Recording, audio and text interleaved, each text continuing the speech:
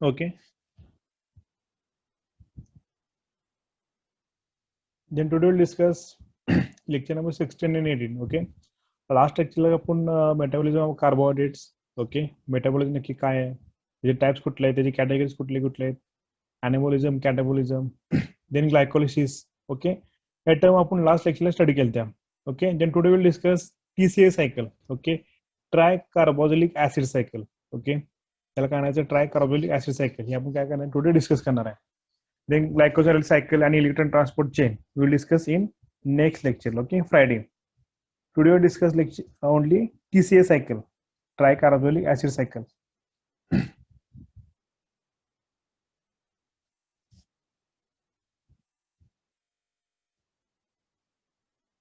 Last लेक्चरला आपण discuss केलं तर मेटाबॉलिझम. मेटाबॉलिझम नक्की काय असणार आहे, the entire spectrum of a chemical reaction. म्हणजे आपल्या बॉडीमध्ये जे पूर्ण रिएक्शन आहेत. Okay. All chemical reaction in living organism, त्याला काय म्हणायचं, metabolism. Entire spectrum of a chemical reaction occurring in the living system are collectively referred to as metabolism. Okay. म्हणजे जी पूर्ण जी रिॲक्शन आहे किंवा पूर्ण जे बॉडीमध्ये जे आपल्या केमिकल रिॲक्शन होणार आहे किंवा कम्प्लीट होते इन अ सेलमध्ये. ओके. त्याला काय म्हणायचं, metabolism. They are two categories. Okay. Catabolism and anabolism. आता कॅटाबॉलिझम या शब्दातच आहे काय, कॅटा म्हणजे काय करणे, कट करणे. एखादं कॉम्प्लेक्स किंवा एखादं लार्ज मोलिक्युल असेल किंवा लार्ज स्ट्रक्चर असेल तर ते काय करायचं, आपल्याला कट करायचं आहे फॉर अ सेपरेट मोलिक्युल. त्याला काय म्हणायचं, catabolism. The degradative process concern with the breakdown of a complex molecule of to simple one. Okay. म्हणजे ते कॉम्प्लेक्स मोलिक्युल किंवा लार्ज मोलिक्युल ते कट करून ते काय करायचं, ऍज अ सिम्पलर फॉर्म किंवा सिम्पलर वन मध्ये काय करायचं, ते कन्वर्ट करायचं आहे with a concomitant release of energy. आणि ते करताना काय येणार आहे, त्यातनं त्याची रिलीज बाहेर पडणार आहे. ते आपण काय करणार आहे, ऍब्झॉर्ब करणार आहे. आपल्या डेली ऍक्टिव्हिटीसाठी आपण जी आपण एनर्जी वापरतो ती आपण काय करणार, यातून गेन करणार आहे. Okay. To release the energy, त्यालाच काय म्हणायचं, कॅटाबॉलिझम. देन अनाबॉलिझम.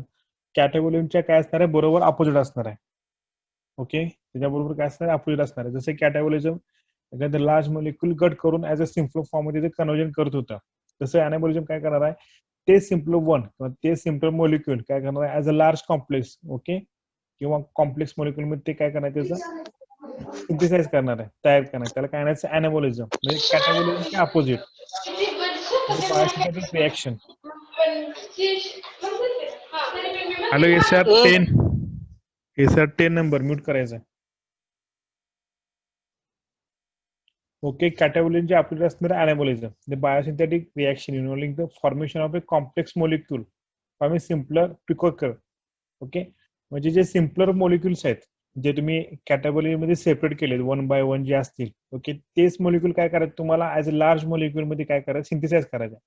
आणि त्यातून जी तुम्हाला एनर्जी बाहेर पडेल ती तुम्हाला गेन करायचं as a ATP form, adenosine triphosphate. Okay. त्या फॉर्म मध्ये तुम्हाला ते एनर्जी गेन करायचे. हे झाले दोन कॅटेगरीज कशाच्या, कॅटाबॉलिझमच्या, अनाबॉलिझमच्या. आणि प्रत्येक मेटाबॉलिझम हे तुम्हाला प्रत्येक रिएक्शन मध्ये हे तुम्हाला स्टडी करायचं, कॅटाबॉलिझम, अनाबॉलिझम. आता major pathway. Okay. Last time आपण डिस्कस केली ती glycolysis. Today will discuss citric acid cycle. Okay. त्यालाच काय म्हणते, ती क्रेब सायकल किंवा ट्राय कार्बोझिलिक ऍसिड सायकल, असे तीन नेम आहेत. ओके. ह्या सायकलचे. First citric acid cycle. Okay. Then Krebs cycle, because Hence Krebs, these scientists who discovered the first time Krebs cycle. That's why you know all Krebs cycle. त्यामुळे त्याला नाव काय, Krebs cycle और try कार्बोझिलिक acid cycle. त्याच्यामध्ये 3 कार्बोझिल group present आहेत. Okay. त्या cycle मध्ये. त्यामुळे त्याला काय म्हणायचं, ट्राय कार्बोझिलिक ऍसिड सायकल. आणि सिट्रिक ऍसिड काय म्हणायचं, कारण ह्या रिएक्शनचा फर्स्ट प्रोडक्ट ओके हा सिट्रिक ऍसिड असणार आहे. आणि तो कसा असणार आहे, ऍज अ स्टेबल फॉर्म असणार आहे. त्यामुळे त्याचं नाव काय, citric acid cycle. Okay. Citric acid का असणार आहे, कारण ऑल त्या रिएक्शन मध्ये किंवा ऑल त्या सायकल मध्ये हा फर्स्ट प्रोडक्ट असणार आहे. म्हणजे हा फर्स्ट एंट्री असणार आहे कशाची, सायट्रिक ऍसिड, जो की तो पूर्णपणे स्टेबल असणार आहे. त्यामुळे त्याला काय म्हणायचं, citric acid cycle. Krebs cycle का म्हणायचं, कारण हेन्स क्रेब या सायंटिस्टनं ही सायकल काय केली, फर्स्ट टाइम डिस्कव्हर केले. ओके. त्यामुळे या सायकलचं नाव काय, क्रेब सायकल. किंवा ट्राय कार्बोझिलिक ऍसिड सायकल काय म्हणायचं, किंवा ह्या सायकलमध्ये 3 कार्बोझिलिक ग्रुप प्रेझेंट आहेत. ओके. 3 कार्बोझिलिक. ट्राय म्हणजे काय, 3 कार्बोझिलिक ग्रुप. 3 कार्बोक्सिलिक ग्रुप या ऍसिडमध्ये किंवा या सायकलमध्ये प्रेझेंट आहेत, त्यामुळे त्याला काय नाव झालं, ट्राय कार्बोक्सिलिक ऍसिड सायकल. असे 3 डिफरंट नेम्स आहेत, citric acid cycle, Krebs cycle आणि ट्राय कार्बोक्सिलिक ऍसिड सायकल. ही सायकल ती एकच असते, फक्त त्याचे काय आयडेंटिफिकेशन किंवा 3 नेम्स आहेत त्याला, citric acid cycle, Krebs cycle किंवा ट्राय कार्बोक्सिलिक ऍसिड सायकल. हीच आपण काय करायचं आज डिस्कस करायचं आहे, TCA cycle. Okay, then glycogenolysis, glycogenesis, gluconeogenesis, हे बाकीचे पाथवे जे आपण असेल ते नेक्स्ट लेक्चरला स्टडी करणार आहे.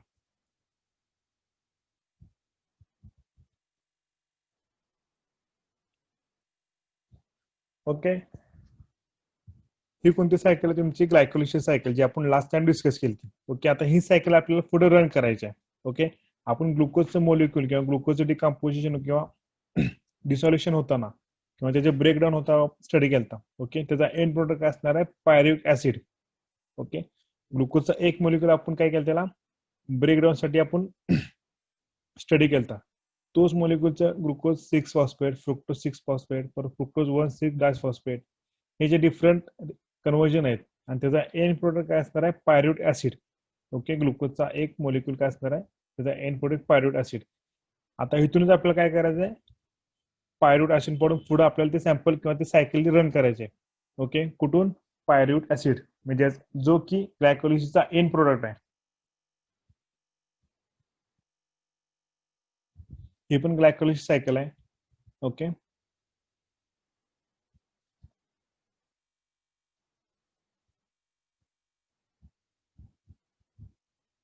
then today we'll discuss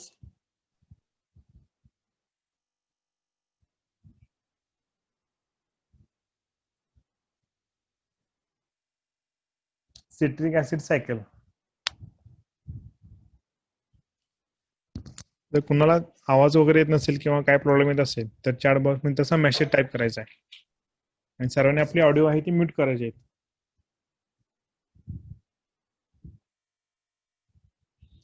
citric acid are important in all metabolic pathway. Okay, जे पूर्ण मेटाबॉलिक पाथवे आपण मागाशी बघितलेलं आहे त्या सगळ्या मेटाबॉलिक पाथवेमध्ये TCA cycle is most important metabolic pathway. Okay, तर तुम्ही फूड मटेरियल एखादं कंझ्युम करता. ओके, फूड मटेरियल कोणतेही पण असू दे, ते ऑक्सिडेशन होण्यासाठी, okay, it cycle is very important. Okay, food material तुम्ही जे कंझ्युम करता किंवा त्याचं ऑक्सिडेशन होण्यासाठी, ओके, ही जी सायकल आहे ती मोस्ट इम्पॉर्टंट आहे. Okay, it cycle discovered by Hans Krebs, that's we all know Krebs cycle. Okay, ही सायकलची फर्स्ट टाइम कोणी हेन्स क्रेबने डिस्कवर केले, त्यामुळे त्याला आपण काय म्हणतो, Krebs cycle. This cycle takes place inside the mitochondria matrix. Okay, ही जी सायकल आहे ही रन कुठे होणार आहे, मायटोकॉन्ड्रियाच्या मॅट्रिक्स मध्ये काय होणार आहे, ही रन होणार आहे. ओके, ही जी पूर्ण तुमची ग्लायकोलिसिस असेल किंवा सायट्रिक ऍसिड सायकल असेल, ही जी तुमची सॅम्पलची कम्प्लीट ऑक्सिडेशन कुठे होणार आहे, मायटोकॉन्ड्रियाच्या मॅट्रिक्स मध्ये. ओके, आता ह्या सायकलमध्ये citric acid cycle is just not catabolic pathway, is also anabolic pathway. Okay, ह्याच्यामध्ये दोन्ही तुम्हाला कॅटाबॉलिझम पण बघायला भेटणार आहे आणि अॅनाबॉलिझम पण बघायला भेटणार आहे. त्याला काय म्हणायचं, अॅम्फिबॉलिक पाथवे. ओके, आता बाकीचे जे सायकल असतील त्या एक तर कॅटाबॉलिझम असते त्या किंवा एक तर अॅनाबॉलिझम असते त्या. ओके, ह्या क्रेब सायकलमध्ये किंवा सायट्रिक ऍसिड सायकलमध्ये ते तुम्हाला दोन्ही ऍट अ टाइम एका सायकलमध्ये बघायला भेटणार. मग त्याला काय म्हणायचं, अॅम्फिबॉलिक पाथवे. ओके, हे अनदर नेम आहे कशाचं, ह्या सायकलचं. कोणतं, अॅम्फिबॉलिक नेम. अॅम्फिबॉलिक म्हणजे काय असणार आहे, तुम्ही कॅटाबॉलिझम प्लस अॅनाबॉलिझम, म्हणजे काही ठिकाणी तुमचं ते कॉम्प्लेक्स मॉलिक्युल तुमचं ब्रेकडाऊन होणार आहे आणि काही ठिकाणी ब्रेकडाऊन झालेले मॉलिक्युल हे पुन्हा काय राहणार आहेत, ते अटॅच होणार आहे. म्हणजे तुमचं कॅटाबॉलिझम प्लस आणि अॅनाबॉलिझम हे दोन्ही रिॲक्शन तुम्हाला ह्या सायकलमध्ये बघायला भेटणार आहे. त्यामुळे त्याला काय म्हणायचं, अॅम्फिबॉलिक pathway. Then today we'll discuss citric acid cycle. Okay, the first product आहे पायरुवेट ऍसिड. ओके, तुम्ही बघू शकता टॉपला, जर तुमच्या मोबाईल स्क्रीन झूम करून जर तुम्ही बघितलं तुम्हाला तिथे शब्द कोणते दिसेल, पायरुवेट. ओके, तो तुमचा ग्लायकोलिसिसचा काय एंड प्रोडक्ट आहे. ओके, तिथून आपल्याला ते सॅम्पल रन करायचे आहे. ओके, तिथून ती सायकल आपल्याला रन करायची आहे.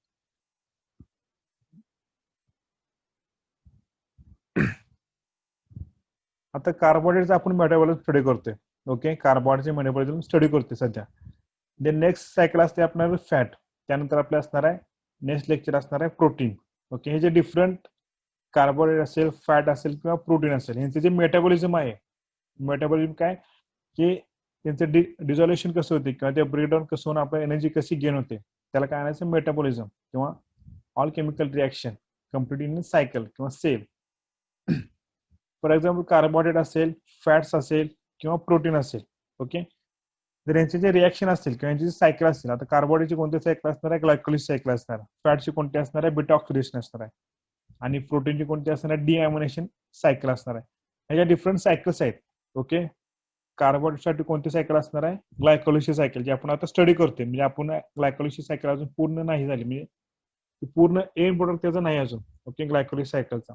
नंतर फॅटसाठी आपण कोणती सायकल स्टडी करणार आहे, बीटा ऑक्सिडेशन. देन प्रोटीनसाठी डिॲमिनेशन आपण स्टडी करणार आहे. या प्रत्येक सायकलचा किंवा प्रत्येक कार्बोहायड्रेट असेल, फॅट असेल, प्रोटीन असेल, यांचा जो एंड प्रोडक्ट आहे, ओके, त्या एंड प्रोडक्टचा त्यांचा नेक्स्ट मॉलिक्यूल कोणता असणार आहे, ऍसिडिल कोएन्झाइम ए असणार आहे, ओके. तिन्हीचा पण कार्बोहायड्रेट असेल, फॅट असेल किंवा प्रोटीन असेल, ओके. आता फॉर एक्झाम्पल कार्बोहायड्रेट आहे, कार्बोहायड्रेटचा एंड प्रोडक्ट काय, म्हणजे ग्लुकोजचा एक मॉलिक्यूल आपण ब्रेकडाऊन केला, ओके, त्याचा एंड प्रोडक्ट काय आला, पायरुवेट आला, ओके. त्याच पद्धतीने तुमचा फॅट जर घेतलं तर फॅटचा काय असणार आहे, बीटा ऑक्सिडेशन हा फर्स्ट प्रोडक्ट असणार आहे, आणि त्याचा एंड प्रोडक्ट काय असणार आहे, पायरुवेट, आणि त्याचा एंड प्रोडक्ट म्हणजे फर्स्ट प्रोडक्ट कुठला असणार आहे, ऍसिडिल कोएन्झाइम ए असणार आहे. तसं प्रोटीनचं डिॲमायनेशनचा नेक्स्ट प्रोसेस असणार आहे ऍसिडिल कोएन्झाइम ए, ओके. त्याच पद्धतीनं ऍसिडिल कोएन्झाइम ए हा प्रत्येक सायकलला किंवा प्रोटीन असेल, फॅट असेल किंवा कार्बोहायड्रेट असेल, त्याचं फर्स्ट कोणता प्रोडक्ट असणार आहे, ऍसिडिल कोएन्झाइम ए असणार आहे, ओके. आणि क्रेब्स सायकल ओनली कंडक्ट किंवा only complete in aerobic condition, okay. Aerobic म्हणजे काय, प्रेझेन्स ऑफ ऑक्सिजन, ओके. एखादी रिॲक्शन ऑक्सिजनच्या सानिध्यात कम्प्लीट होते, त्याला काय म्हणायचं ॲरोबिक कंडिशन. आणि एखादी रिॲक्शन जी ऑक्सिजनच्या विदाउट कम्प्लीट होते, त्याला काय म्हणायचं अनएरोबिक कंडिशन, ओके. म्हणजे ही जी सायकल आहे तुमची सॅट्रिक ऍसिड सायकल असेल, ती कसली सायकल असणार, तुमची एरोबिक कंडिशन असणार आहे, म्हणजे त्याच्यामध्ये तुमच्या ऑक्सिजनच्या सानिध्यात ही सायकल काय राहणार आहे, प्रेझेंट होणार आहे किंवा ती कम्प्लीट होणार आहे, okay. Pyruvate convert to acetyl coenzyme A, okay. Acetyl coenzyme मध्ये काय असणार आहे, 2 कार्बन असणार आहे.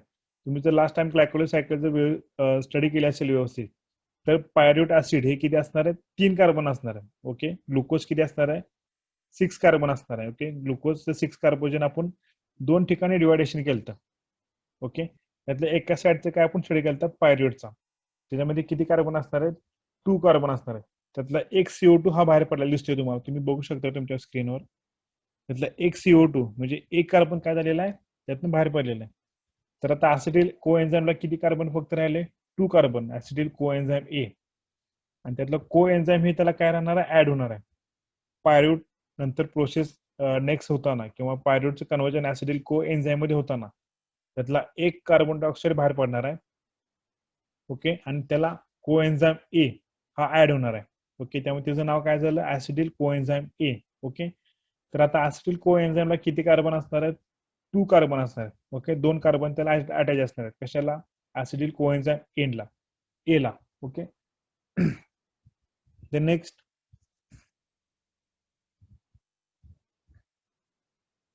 ऍसिडिल coenzyme A. For example acetyl कोएन्झाइमला आता किती कार्बन आहेत, 2 कार्बन आहेत, ओके. फॉर एक्झाम्पल तुम्हाला एखादा बिझनेस स्टार्ट करायचा आहे, ओके. एखादा तुम्हाला बिझनेस स्टार्ट करायचा आहे, तुम्हाला त्याची रिक्वायरमेंट किती आहे, 6 लाख रुपये, ओके. तर तुमच्याकडे आता प्रेझेंट किती आहेत, फक्त 2 लाख आहेत, ओके. म्हणजे तुमचा ऍसिडिल कोएन्झाइम ए असणार 2 लाख रुपये. तर तुम्हाला रिक्वायरमेंट किती आहे, तुम्हाला गरज कितीची आहे, 4 लाखची आहे, की तुम्हाला ते बिझनेस स्टार्ट करण्यासाठी. मग तुम्ही ते बिझनेस स्टार्ट करण्यासाठी तुम्ही तर एकतर 4 लाख रुपये लोन करणार आहे किंवा तुमच्या मित्राकडून घेणार आहे, ओके. किती, 4 लाख.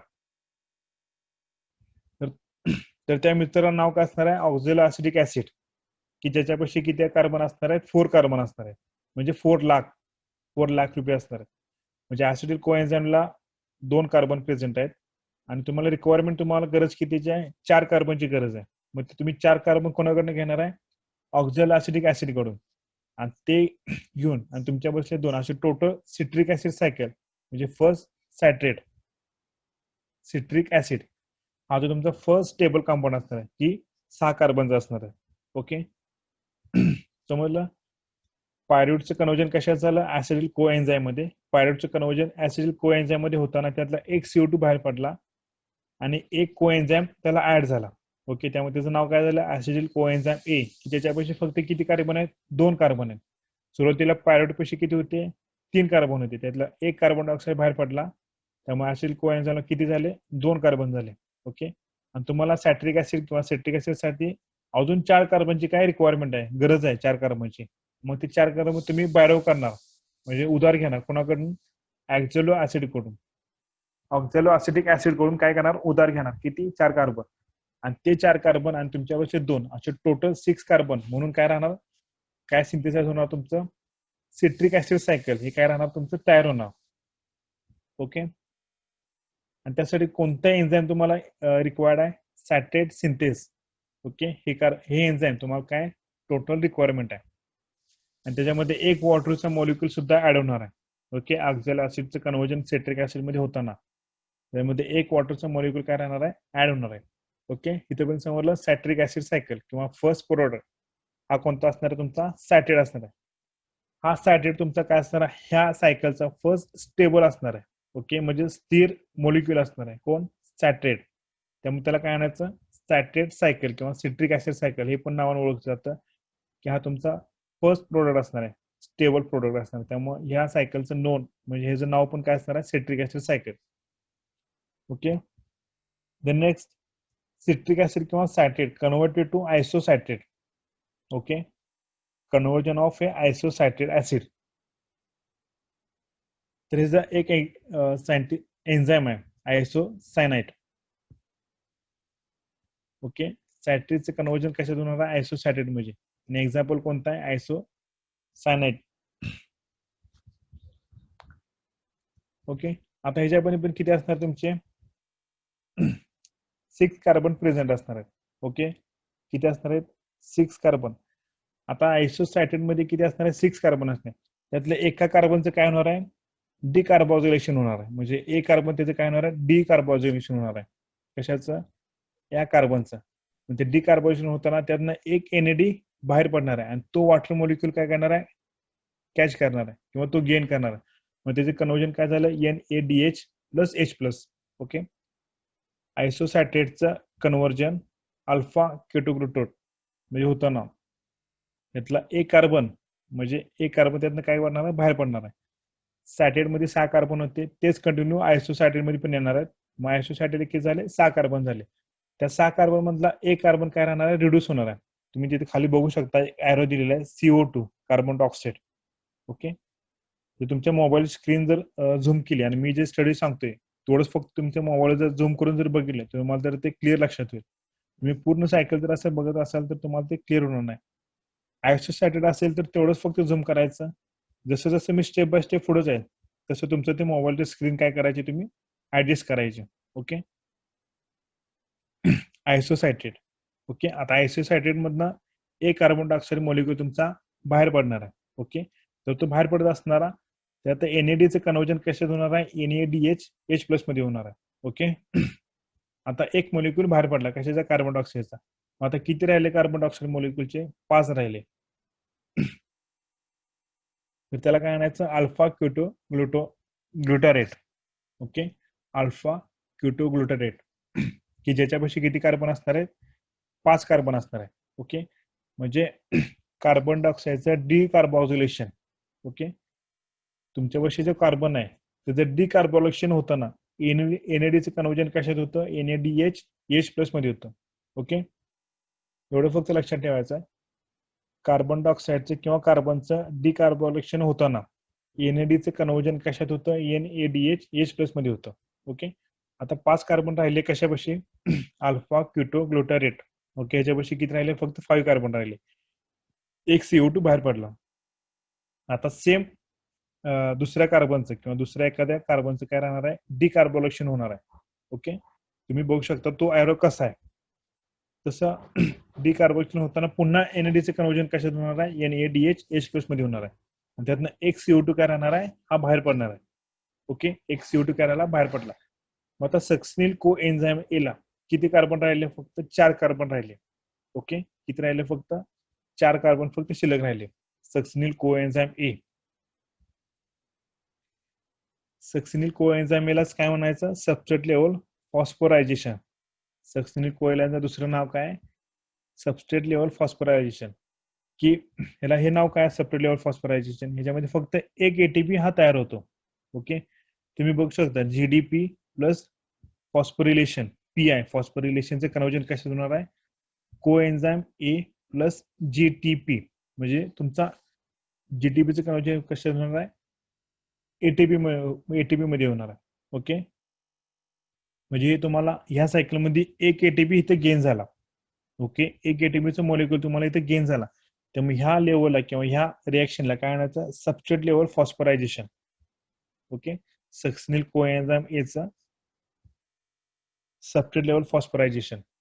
आता सक्सिनिल कोएन्झाइम ए मध्ये किती फक्त कार्बन राहिले? 4 कार्बन रिमेनिंग राहिले, शिल्लक राहिले. आता त्याचा सिंपल फॉर्म हा काय राहणार आहे? सक्सिनिक ऍसिड किंवा सक्सिनेट ऍसिड. हा काय असणार? तुमचा सिंपल फॉर्म असणार आहे. ओके, आता इथून पुढं कार्बोक्सिलेशनचं डिकम्पोजिशन होणार नाही किंवा ते ब्रेकडाऊन होणार नाही.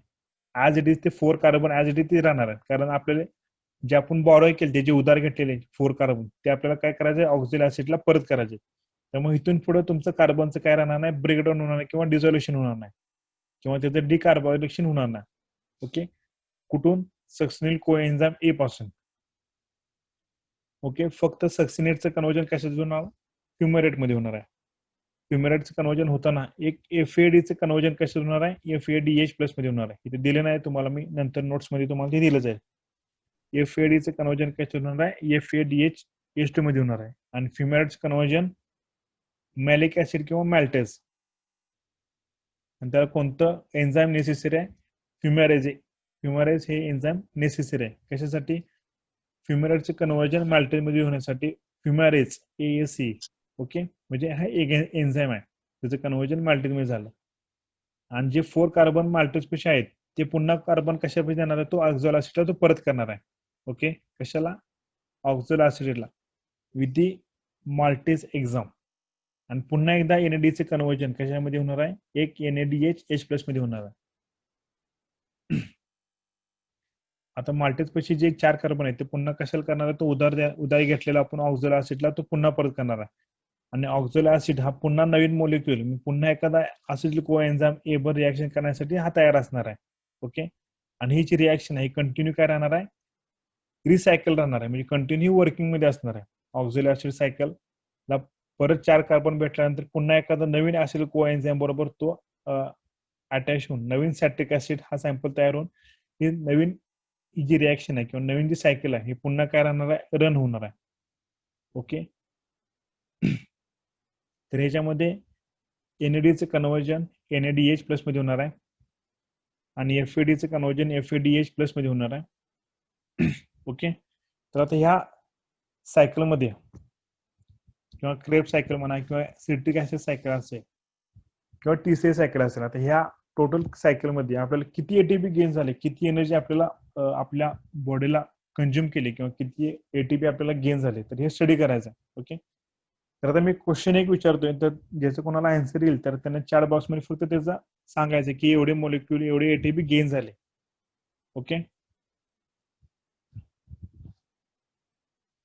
फक्त एटीपीची मला प्लस करायचे, तुम्हाला काही जास्त अवघड क्वेश्चन विचारत नाही. फक्त एटीपी जेवढं मी आता सांगतोय तेवढं तुम्ही फक्त तुमच्या रफ बुक असेल किंवा एखादा तुमच्या मोबाईल जर तुम्ही कॅल्क्युलेशन केलं, तोंडी कॅल्क्युलेशन पण होऊ शकते. फक्त जर लक्ष देऊन ऐकलं तर तुम्हाला त्याचा आन्सर भेटेल. आणि ज्याचा कोणाला आन्सर भेटेल त्याने फक्त मला चॅट बॉक्स मध्ये तसा मेसेज करायचा की एवढी एटीपी आपल्याला गेन झाली ह्या सायकल मधून. आणि ही सायकल ऍक्च्युअल स्टार्ट कुठून होते? ऍसिडिल कोएन्झाइम ए पासून स्टार्ट होते. ऍसिडिल कोएन्झाइमचे जे अभाव पार्ट आहे तो तुम्ही ह्यात ग्राह्य धरायचा नाहीये. ओके, तो ऍसिडिल कोएन्झाइम ऍक्च्युअल वर्किंग ही सायकल कुठून होते? ऍसिडिल कोएन्झाइम ए पासून ही काय राहते? ऍक्च्युअल सायकल ही वर्किंग होते. ओके, त्यामुळे त्याचा जो वरचा पार्ट आहे म्हणजे पायरॉटचं कन्वर्जन ऍसिडिल कोएन्झाइम ए मध्ये झालं, त्याच्यामध्ये एक कार्बन डायऑक्साईड बाहेर पडला किंवा त्याचं NADचं कन्वर्जन पुन्हा NADH प्लस मध्ये झालं, तर हे या सायकलमध्ये येणार नाही तुमचं. ओके, ही सायकल तुमची स्टार्ट कोण होते? ऍसिडिल कोएन्झाइम ए, आणि त्यातला फर्स्ट स्टेबल प्रोडक्ट कोणता असणार आहे? सायट्रेट ऍसिड असणार आहे. ओके, ठीक आहे. तर सर्वांनी आता नोटबुक असेल तर पेन असेल तर फक्त नोट करायचं आहे. तर आता ह्या सायकलमध्ये आपल्याला 3 NAD चे कन्वर्जन NADH प्लस मध्ये झालेलं दिसतंय. ओके, फर्स्ट रिॲक्शनला, थर्ड रिॲक्शनला आणि 7 रिॲक्शन मध्ये आपल्याला NAD चे कन्वर्जन NADH प्लस मध्ये झालेलं दिसतंय. ओके, तर एक NADH प्लस हा आपल्याला 3 ATP देणार आहे. ओके, एक NADH प्लस हा आपल्याला किती मॉलिक्यूल देणार आहे? ATPचे 3 मॉलिक्यूल देणार आहे. Okay, the next reaction number 5, इथे QH2 दिलेला आहे. ओके, म्हणजे तुमचं काय असणार आहे? FAD चं कन्वर्जन FADH मध्ये होणार आहे. तिथं आपल्याला एक ATP हा गेन होणार आहे. ओके, एक ATP हा गेन होणार आहे. देन सक्सिनिल कोएन्झाइम ए म्हणजे सबस्ट्रेट लेवल फॉस्फोरिलेशन मध्ये आपल्याला एक ATP फॉर्म होणार आहे. तुम्ही GTP बघू शकता, GTP येलो कलरचा आहे. जर झूम करून बघितलं तर तुम्हाला दिसेल GTP. ओके, तर तिथं आपल्याला एक ATP हा फॉर्म होणार आहे. ओके, एक NADH प्लस मध्ये आपल्याला 3 मॉलिक्यूल भेटणार आहेत. ओके,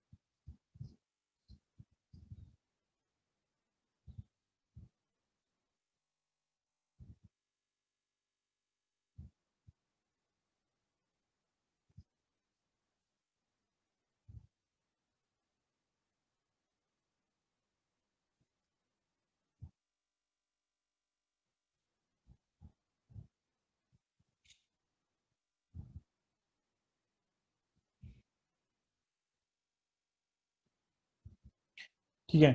तर माझा क्वेश्चन आहे, सिट्रिक ऍसिड सायकल किंवा क्रेब सायकल मध्ये टोटल एका सायकल मध्ये किती ATP फॉर्म होतात आपल्याला?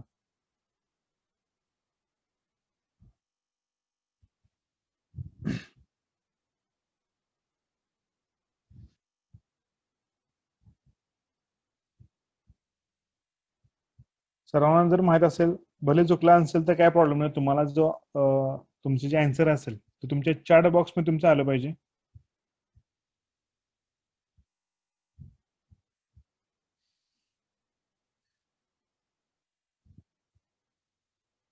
सिट्रिक ऍसिड सायकल मध्ये एक NADचं कन्वर्जन NADH प्लस मध्ये होताना तुम्हाला 3 ATP फॉर्म होते.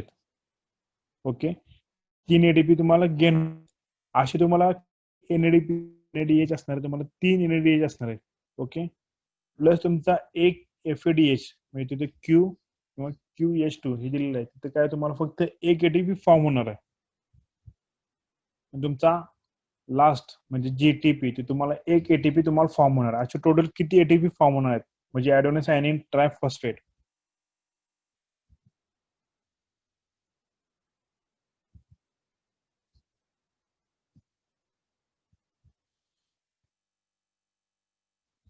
अजून कोणाचा आन्सर बरोबर नाही आलेला आहे?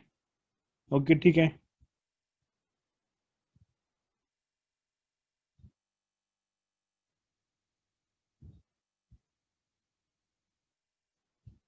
SR31.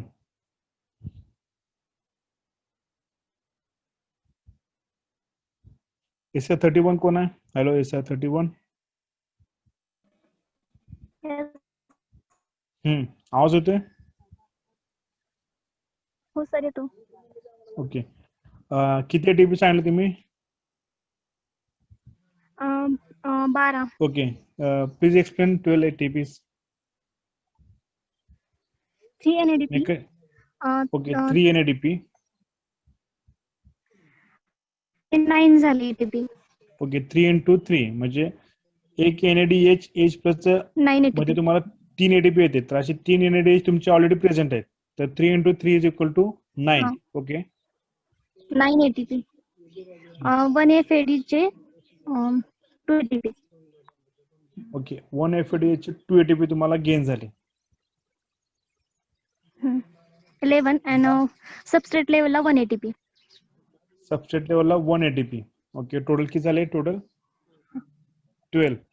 Right answer 12 ATP. म्हणजे एका क्रेब सायकल मधून तुम्हाला किती ATP फॉर्म होते?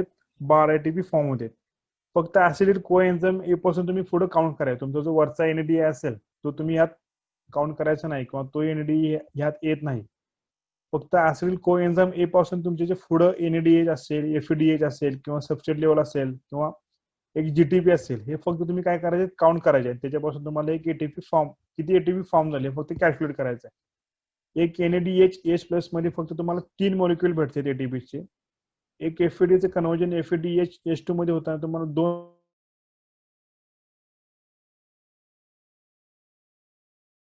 मॉलिक्युल भेटते. आणि सबस्ट्रेट लेवलला कन्व्हर्जन सक्सिनाइड मध्ये होताना तुम्हाला फक्त एक ATP फॉर्म होतो. असे फक्त तुम्हाला काय करायचे? टोटल करायचे.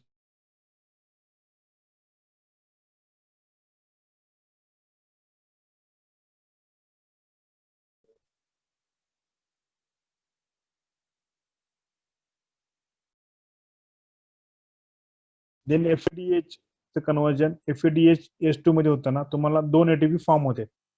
ओके, म्हणजे सक्सिनाइडचं कन्व्हर्जन फ्युमायराइड मध्ये होताना तुम्हाला एक ATP किंवा एक FAD हा गेन होतो.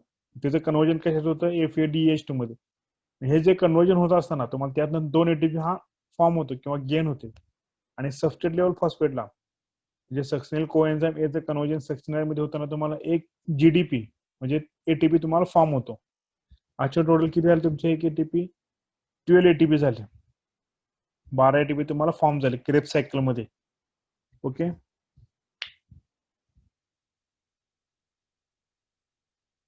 मॅक्झिमम विद्यार्थ्यांचा आन्सर हे 11 आलतं. ओके, तर 11 का आलतं? की कारण तुम्ही FADचं कन्व्हर्जन FAD मध्ये होताना म्हणजे FADचं कन्व्हर्जन FADH2 मध्ये होताना तुम्ही फक्त एक मॉलिक्युल फक्त तिथे गेन केलता किंवा एक मॉलिक्युल फक्त प्लस केलता.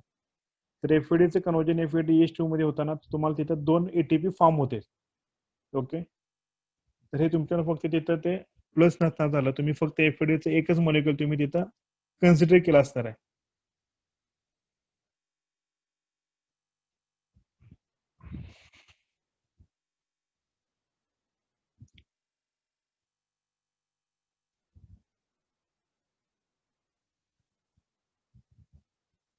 आता हे आपण एका साईड स्टडी करतोय.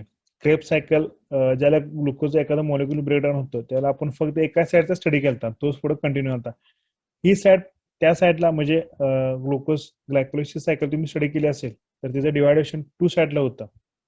ओके,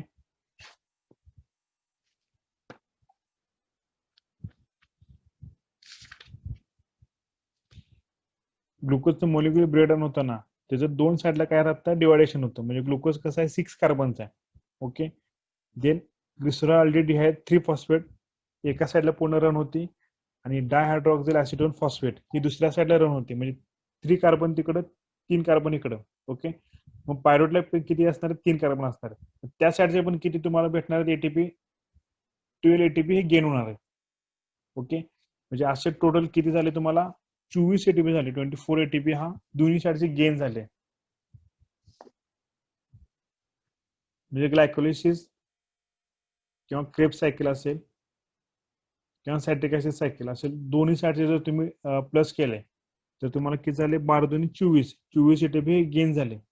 ओके, जर तुम्ही ग्लुकोजची सायकल व्यवस्थित स्टडी केली, ग्लुकोजची सायकल जर स्टडी केली व्यवस्थित तर त्या सायकलमध्ये तुम्हाला समजून जाईल की ग्लुकोजचं फॉर्म्युल काय? 6,6H12 आणि O7 म्हणजे 6 कार्बन आहे, त्याच्यामध्ये 6 कार्बन आहेत.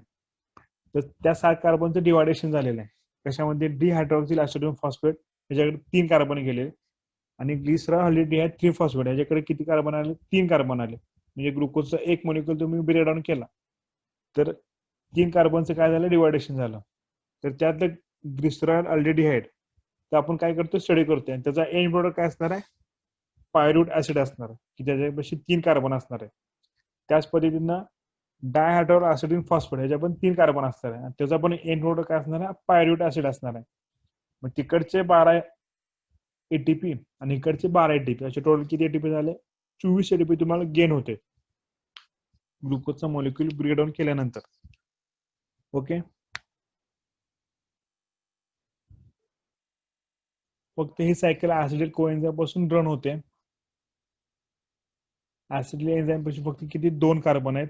ऍसिडिक कोएन्झाइम ए म्हणजे पायरुवेटचं कन्व्हर्जन ऍसिडिक कोएन्झाइम मध्ये होतं ना, त्यातला एक CO2 हा बाहेर पडतो.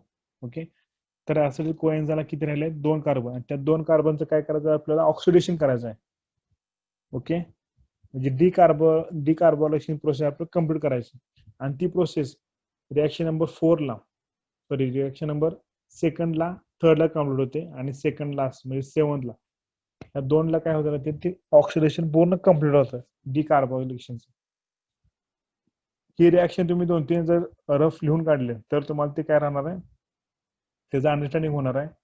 कोणता NADPH कोणत्याला बाहेर पडतो, किंवा कोणत्याला सबस्ट्रेट लेवल कोणत्याला म्हणायची, सक्सिनिल कोएन्झाइमचं सक्सिनीमध्ये रूपांतर होताना, सिंपल फॉर्म मध्ये कन्वर्जन होताना कोणता एन्झाइम फॉर्म होतो. ओके, ह्याच्यामध्ये टोटल 8 रिएक्शन आहेत किंवा 8 स्टेप्स आहेत. त्या 8 स्टेपला 8 एन्झाइम हे रिक्वायर्ड आहेत, नेसेसरी आहेत. ओके, त्या स्टेपला तोच एन्झाइम तिथं आला पाहिजे. ओके, आणि कोणत्याही एन्झाइम शिवाय त्याचं कन्वर्जन पुढच्या ह्याच्यामध्ये होत नाही, पुढच्या मॉलिक्युलमध्ये होत नाही. प्रत्येक मॉलिक्युलला काय एन्झाइम इज नेसेसरी आहे, एन्झाइम हा रिक्वायर्ड आहे. त्याशिवाय सक्सिनिल कोएन्झाइम सेकंडरीमध्ये त्याचं कन्वर्जन होत नाही. त्यामुळे काय प्रत्येक रिएक्शनला किंवा प्रत्येक स्टेपला हा एन्झाइम तिथे रिक्वायर्ड आहे. तुम्ही कोणतीही सायकल घ्या, कोणतेही स्टडी करा, तर त्याच्यामध्ये प्रत्येक सायकलमध्ये हा एन्झाइमचं रिक्वायरमेंट ही 100% असणार आहे. आता ह्याच्यामध्ये तुम्हाला क्वेश्चन असा असेल की किती एटीपी फॉर्म झाले, ओके, किंवा किती NADH तुम्हाला या सायकलमध्ये भेटले, किंवा किती FED भेटले, सबस्ट्रेट लेवल कोणत्या लेवलमध्ये होते किंवा कोणत्या स्टेपमध्ये होते, सक्सिनिल कोएन्झाइमचं सिंपल फॉर्म कोणता आहे, तर सक्सिनेड आहे. ओके, तर हे ऑब्जेक्टिव्हसाठी हा सायकल महत्वाचा आहे. ओके, किती एटीपी फॉर्म झाले किंवा काय, किती NADH आहेत, FED कोणत्या सायकलला आहे किंवा कोणत्या स्टेपला FED आहे, किंवा सक्सिनिल कोएन्झाइमचा नेक्स्ट सिंपल फॉर्म कोणता आहे, किंवा सबस्ट्रेट लेवल हा कोणता आहे, हे सगळे जे MCQ आहेत, ते MCQ तुम्हाला ह्यातनं MCQ पेपरला असणार आहे. ओके, तर त्याचा तुम्ही स्टडी करायचा आहे. आता ह्या सायकलमध्ये कुणाला काय क्युरीज असेल, बाबा काय समजलं नसेल किंवा एखादी स्टेप नसेल समजली असेल, तर त्यांनी सांगायचे. मी पुन्हा एकदा वाटलं सायकल रिपीट करतो.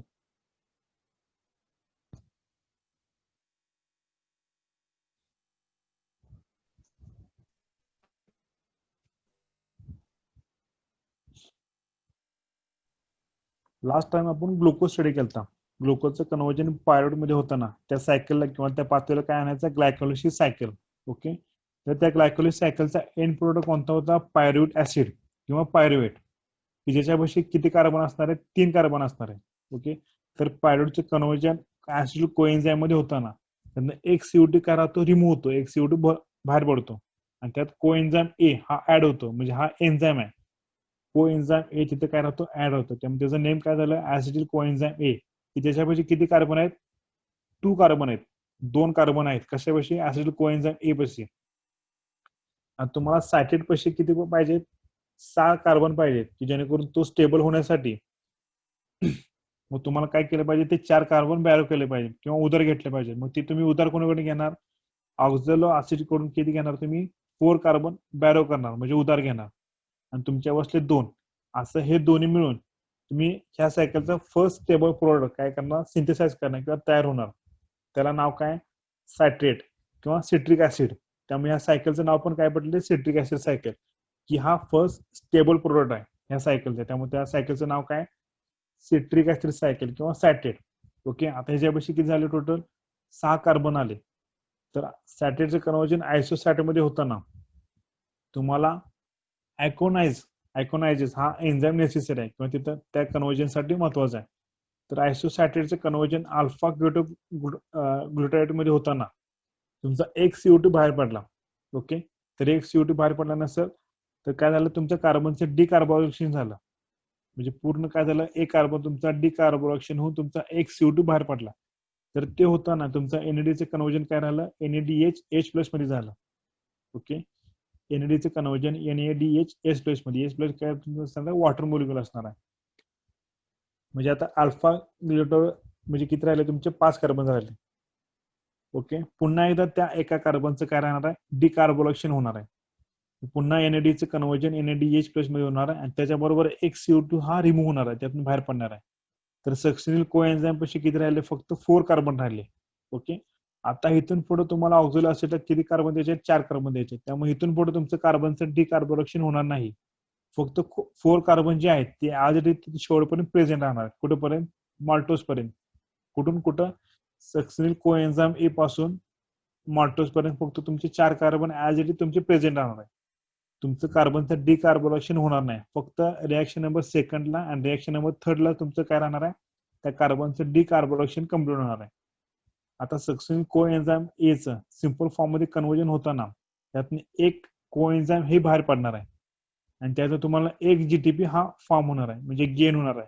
आणि तो तुमचा जीटीपी म्हणजे काय असणार आहे, तुमचा एटीपी असणार आहे, म्हणजे अडोनोसायनिन ट्रायफॉस्फेट हा तुमचा एटीपी असणार आहे.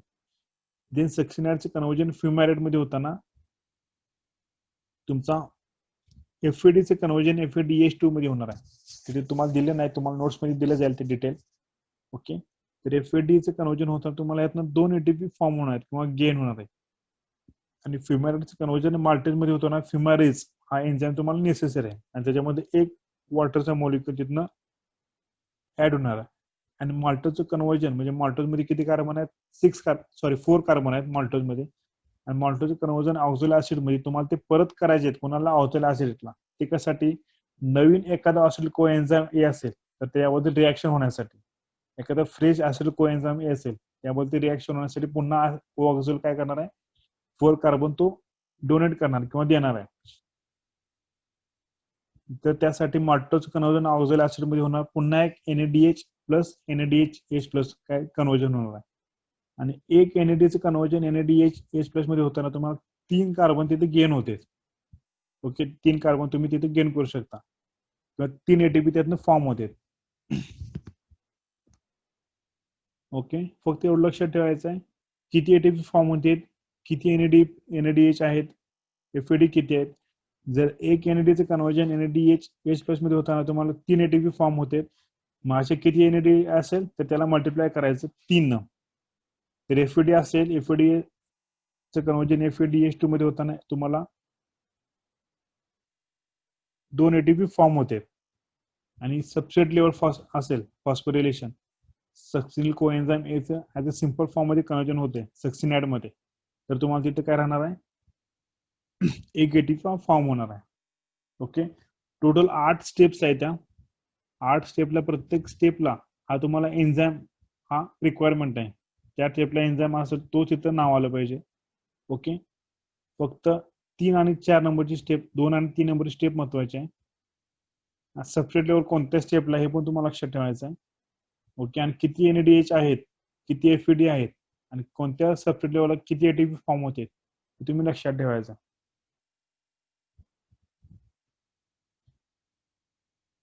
ठीक आहे, आता ह्या सायकलमध्ये कुणाला काय क्युरियस असेल किंवा काय समज नसेल तर त्यांनी अनम्यूट करून विचारलं तर चालेल.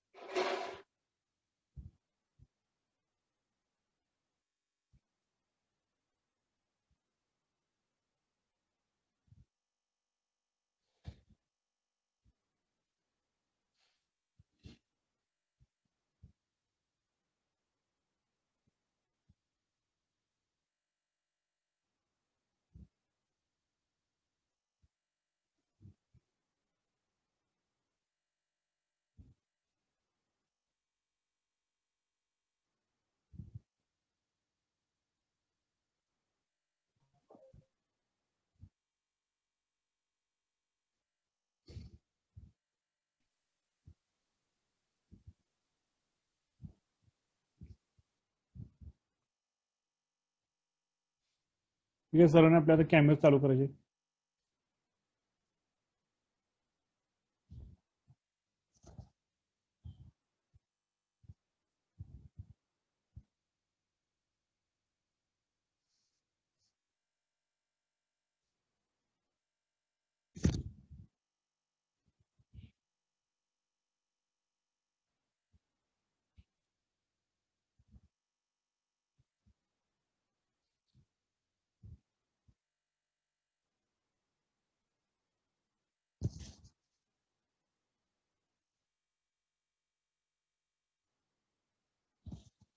Oxidative decarboxylation link reaction.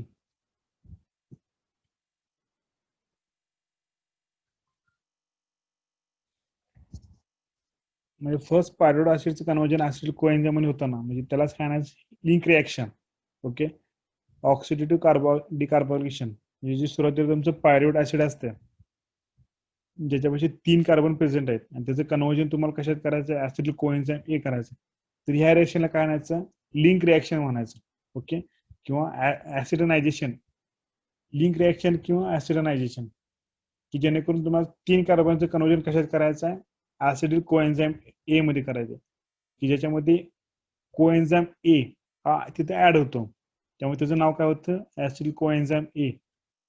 जो तुमचा पायरुवेट ऍसिड आहे, जो ग्लायकोलिसिसचा ग्लुकोजचा जो एंड प्रोडक्ट आहे, कोण, पायरुवेट, त्याचा एंड प्रोडक्ट काय, पायरुवेट ऍसिड, त्याच्यापाशी 3 कार्बन प्रेझेंट आहेत. ओके. त्यातला एक कार्बन डायऑक्साईड त्यातनं रिमूव्ह होतो. ओके. त्यातनं एक कार्बन डायऑक्साईड रिमूव्ह होतो आणि त्याच्यामध्ये काय राहतं, एक कोएन्झाइम ए हा ऍड होतो, त्यामुळे त्याचं नाव काय होतं, ऍसिडिक कोएन्झाइम ए. तर ह्या रिएक्शनला काय म्हणायचं, लिंक रिएक्शन. लिंक रिएक्शन असं काय म्हणायचं या रिएक्शन.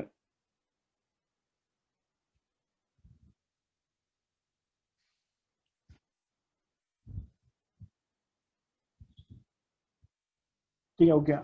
काय क्युरियस असेल तर त्यांनी विचारायचे आहे. सर्वांना समजलं पाहिजे. जर तुम्हाला काय समजलं नसेल किंवा काय क्युरियस असेल तर त्यांनी विचारायचं आहे. ओके. तर तुमच्या आता ह्या मंथ एंडला तुमची मिड असणार आहे. Okay. As a MCQ type question, as a within time, त्याला काय असणार आहे, टाइम लिमिट असणार आहे. तर त्या टाइम मध्ये तुमचे जे एमसीक्यू असतील त्याचे क्वेश्चन तुम्ही फक्त क्लिक करायचे, कुठलं क्वेश्चनचे आन्सर असतील ते, आणि ते फक्त सबमिट करायचे आहे. त्याला मॅक्झिमम तुमचे जेवढे क्वेश्चन असतील तेवढं तुम्हाला टाइम भेटणार आहे. आणि बायोकेमला तुम्हाला जर मार्क्स पाहिजे असतील म्हणजे मिडसाठी, तर तुम्हाला स्टडी करायचा आहे. ग्रुपवर मी तुम्हाला ऑलरेडी नोट्स पाठवलेले आहेत. कुठल्या ना कुठले नोट्स राहिले असतील ते पण मी तुम्हाला ग्रुपवर पाठवतोय. त्याला फक्त स्टडी करायचं व्यवस्थित. आणि तुम्हाला काय शंका असेल, काय क्युरियस असेल तर सर्व व्हॉट्सअपला मेसेज